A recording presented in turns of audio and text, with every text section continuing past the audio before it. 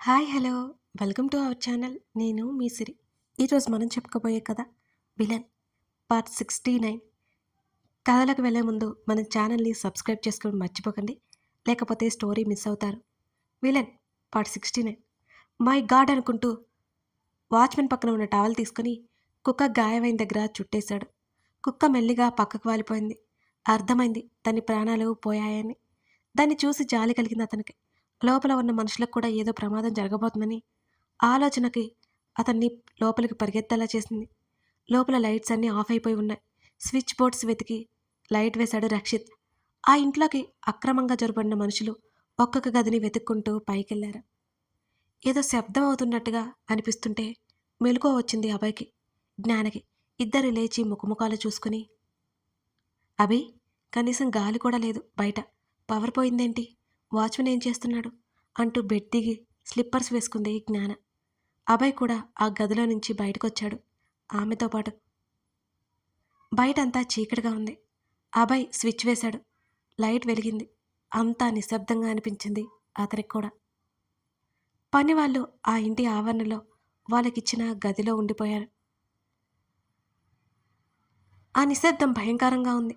ఇద్దరూ ముఖముఖాలు చూసుకుని వెంటనే రవలి గది వైపుకి పరిగెత్తారు. అప్పటికే రక్షిత్ మీద నలుగురు ఎగబడుతుంటే వాళ్ళని లోపలికి వెళ్లకుండా ఆపే ప్రయత్నం చేస్తున్నాడు. పనమ్మాయి బయటపడిపోయింది. నర్సు కనిపించలేదు. లోపల ఉంది అనుకున్నారు. ఎవరు మీరు? అభయ్ అరుస్తూ ఒక్కడిని చేతిని వెనక్కి మడిచిపట్టి విరిచి గోడకి అదిమి పెట్టాడు అతని తలని. మరోవైపు రక్షిత్ ఒక అతన్ని నేలకి కూలదోసి మెడ దగ్గర కాలు పెట్టి నొక్కుతూ అడుగుతున్నారు. వాళ్ళ దగ్గర నుంచి సమాధానం లేదు అతనికి కూడా. అక్కడ నలుగురు నేల మీద పడి ఉన్న మరో నలుగురు వచ్చారు. అభి, చాలామంది వచ్చినట్టున్నారు అని అతనికి చెప్తూ వెంటనే ఫ్లవర్ వాస్ తీసుకుని ఎదురుగా వస్తున్న అతని తల మీద కొట్టింది జ్ఞాన. తల నుంచి బ్లడ్ వస్తూ వెనక్కి పడ్డాడు ఒక అతను. ఎదురుగా వస్తున్న అతన్ని చూస్తూ అప్పటి వరకు గోడ దగ్గర నిలబడి సడన్గా ఎదురొచ్చిన అతని నడుం భాగంలో, వెన్నెముక భాగంలో కాలితో చేత్తో కొట్టి కింద పడేలా చేసింది జ్ఞాన. రక్షిత్ మీదకి మరొకరు దూసుకురాగా వాడి రెండు చేతులు వెనక్కి విరిచి మరీ జ్ఞాన ఫైటింగ్ చూస్తున్నాడు రక్షిత్. తనకంటే డబ్బులు ఉన్న వాళ్ళని అవలీలగా కొట్టి పడేస్తోంది జ్ఞాన. బాస్ అన్నాడు అభయ్ అరుస్తూ. చేతిలో ఉన్న వాడిని గోడకేసి గట్టిగా కొట్టి ఎదురుగా వచ్చేవాడిని పని పట్టడానికి చూశాడు రక్షిత్. జ్ఞాన నడుమునెత్తి పట్టి గాల్లోకి లేపి ఎదురుగా వస్తున్న అతన్ని జ్ఞాన కాళ్ళతో కొట్టించాడు అభయ్. ఇద్దరు పోటాపోటీగా ఫైట్ చేస్తుంటే నవ్వుకున్నాడు రక్షిత్. థ్రిల్లింగ్గా అనిపించింది వాళ్ళ ఫైట్ చూస్తుంటే రక్షిత్కి. అప్పటికే 8 మందిని నేలకు కరిపించారు. ఒక్కడు నోరు విప్పలేదు అసలు. వాళ్ళు ఎందుకు వచ్చారో, ఎవరు పంపారో. అభి ఫాస్ట్గా కమిషనర్ గారికి కాల్ చేయి అని అంటూ రక్షిత్ దగ్గరికి వచ్చి, అసలు వీళ్ళు ఎలా వచ్చారు అని అడుగుతుండగానే తనకు వచ్చిన అనుమానం గురించి చెప్పేసి లోపలికొచ్చాను అని ఆలోపు రవలి రూమ్ నుంచి శబ్దం వస్తుంటే అటు వచ్చినట్టు చెప్పాడు రక్షిత్. ఆలోపు ఏదో గుర్తుకొచ్చినట్లు జ్ఞాన మాట్లాడుతుండగానే పరిగెత్తాడు బయటికి. ఏమైంది అని వెనక నుంచి అరిచాడు అభయ్. స్వేచ్ఛ అంది జ్ఞాన అతడి వైపే చూస్తూ. అవును అయ్యుండొచ్చంటూ రవలి గది తలుపు కొడుతుంటే నర్సు ఓపెన్ చేయలేదు. జ్ఞాన తనే అని చెప్పి ఓపెన్ చేయమంటే అప్పుడు తెరిచింది ఆ నర్సు. బిక్కుబిక్కుమంటూ భయంగా చూస్తోంది ఆ నర్సు. కంగారు పడకండి, దొంగలు పడ్డారు, పోలీసులు వస్తున్నారు అని చెప్పాడు నర్సు భయపడుతుందని అభయ్. అప్పుడు గాని ఆమె కుదుట పడలేదు. అమ్మ బాగానే ఉంది కదా అని అభయ్ అడుగుతూ తల్లి దగ్గరికి వచ్చి తల్లి నుదుటి మీద ముద్దు పెట్టుకుని థ్యాంక్ గాడ్ అన్నాడు పైకి. థ్యాంక్ రక్షిత్ అనుకుంటూ నవ్వింది జ్ఞాన. అతడు చిన్నగా నవ్వాడు. నువ్వెక్కడే ఉండు అభి, స్వేచ్ఛ ఎలా ఉందో చూసి వస్తాను అని జ్ఞాన అంటుంటే, నోనో, బయట ఇంకా ఎవరైనా ఉండొచ్చు, మీరు అమ్మ దగ్గరే ఉండండి అని ఆ గది తలుపులు వేసి బయట ఉన్న వాళ్ళు నొప్పికి మూలుగుతూ ఉంటే వాళ్ళు ఒక్కొక్కలుగా లాగి హాల్లో పడేశాడు అభయ్. తను వేసిన తలుపులు వేసినట్టే ఉండేసరికి ఊపిరి పీల్చుకున్నాడు రక్షిత్.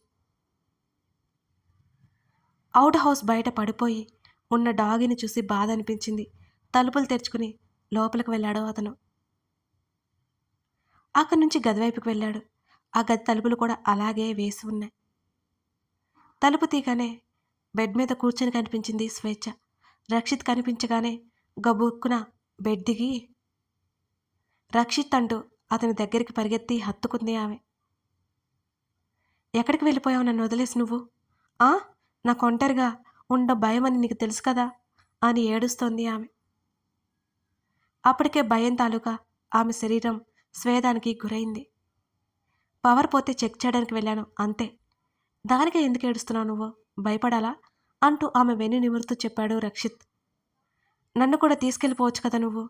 నీతో పాటు ప్లీజ్ ఇంకోసారి వెళ్ళకు, నాకు చాలా భయం వేసింది అని అతని గుండెల్లో ముఖం దూర్చేసి ఏడుస్తూ అంది స్వేచ్ఛ. సరే సరే, ఇంకెప్పుడు వెళ్ళంలే, అలా పడుకో అన్నాడు ఆమెను దూరం జరిపి బెడ్ దగ్గరికి తీసుకెళ్తూ. తల ఊపి బెడ్ మీదకి వెళ్ళి పడుకుంది. ఆమెకి దుప్పటి కప్పి కాళ్ళు చాపుకొని బెడ్ రెస్ట్కి ఆనుకుని కూర్చున్నాడు రక్షిత్. అసలు ఆ మనుషులు ఎవరో, ఇక్కడికి ఎందుకొచ్చారో వెళ్ళి చూడాలని ఉంది, కానీ స్వేచ్ఛ ఒంటరిగా ఉండి భయపడుతుందని అక్కడే ఉండిపోవాల్సి వచ్చింది అతడికి. మరో అరగంటలో అక్కడంతా క్లియర్ అయిపోయింది.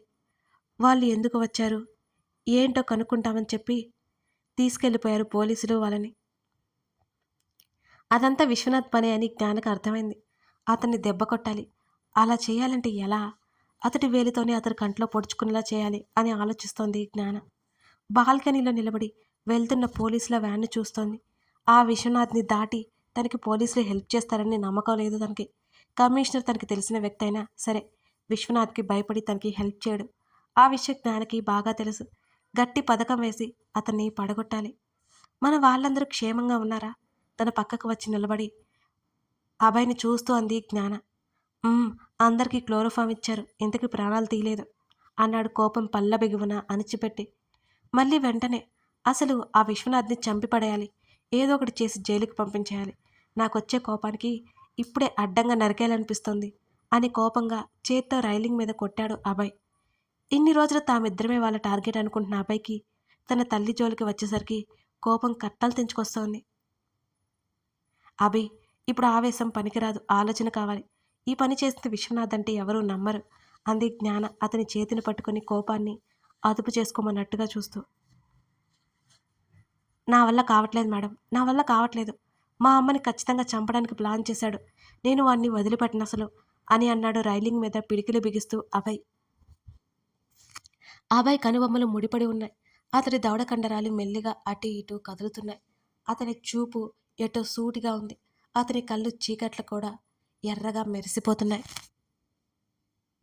మొదటిసారి అంత కోపాన్ని అతనిలో చూస్తోంది జ్ఞాన.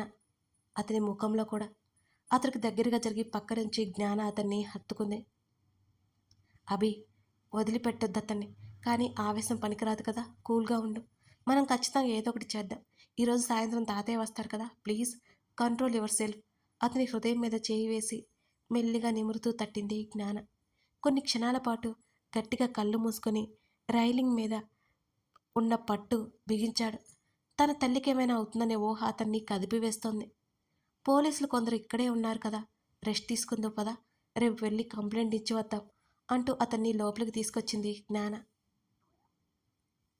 అతని భుజం దగ్గర తల వాల్చుకుని అతని మీద చేయి వేసి పడుకుంది జ్ఞాన. జ్ఞాన ఆలోచనలో ఆమె పీల్చే ఊపిరి కంటే వేగంగా కదులుతున్నాయి.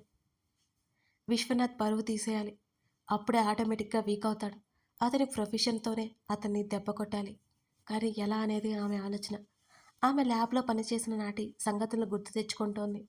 ఏదో ఒక లూప్ హోల్ విశ్వనాథ్ పతనానికి కారణమయ్యేది ఉంటుంది. అది దొరకకుండా పోదు. అదేంటి అదేంటి? జ్ఞాన కనుబొమ్మలు ముడిపడి ఆమె కనురెప్పలు అటు ఇటు కదులుతూనే ఉన్నాయి. ఆమె హృదయం దగ్గర చంపానించి పడుకున్న అభయ్కి ఆమె గుండె ఫాస్ట్గా కొట్టుకోవడం తెలుస్తోంది. స్పష్టంగా వినబడుతూనే ఉంది. నన్ను కూల్గా ఉండమని మీరు ఆవేశపడుతున్నారు ఎందుకు? ఇప్పటికి ప్రశాంతంగా పడుకోండి, రేపటికి ఆలోచిద్దాం అన్నాడు అభయ్ ఆమెకి సర్ది చెబుతూ. అంతేకాని ఆమె ఆలోచనలు ఆగలేదు.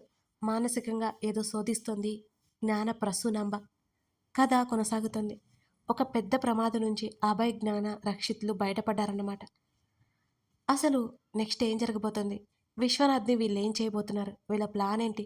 తెలుసుకోవాలంటే తర్వాత భాగం చూడాల్సిందే. ఈ కథ మీకు కొత్తగా అనిపిస్తుందా? నచ్చుతుందా? కామెంట్లో చెప్పండి. Thank you.